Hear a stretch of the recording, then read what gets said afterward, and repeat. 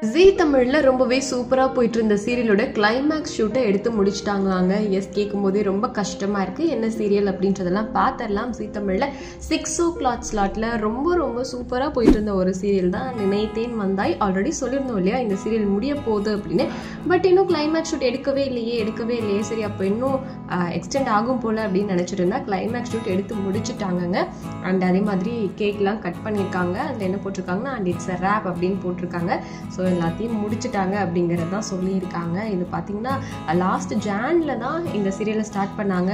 கிட்டத்தட்ட ஒரு வருஷம் கூட ஆகலை. அதுக்குள்ளேயே இந்த சீரியல் முடிக்கிறது உண்மையாகவே நிறைய பேருக்கு டிசப்பாயிண்டாக இருக்குது அப்படின்னு தான் சொல்லணும். அதில் நடிச்ச எல்லாருமே ரொம்ப அருமையாக பண்ணியிருந்தாங்க. குட்டீஸ் அவ்வளோ அழகாக அவங்களோட நடிப்பு இந்த வயசில் கூட எவ்வளோ அழகாக நடிக்கிறாங்களே அப்படின்ற மாதிரி இருந்தது. பார்த்துக்கிட்டே இருக்கலாம் போல இருந்தது.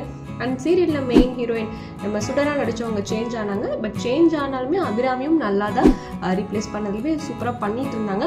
இருந்தாலுமே பழைய சுடர் தான் எல்லாரும் மிஸ் பண்ணிட்டு இருந்தாங்க. அபிராமி அண்ட் கணேஷ் இவங்க ரெண்டு பேருமே ரொம்ப நல்லா நடித்தாலுமே அதை ஏற்றுக்க முடியலையோ அப்படின்ற மாதிரி கமெண்ட்ஸ்லாம் பார்க்கும்போது சொல்ல தோணுச்சு.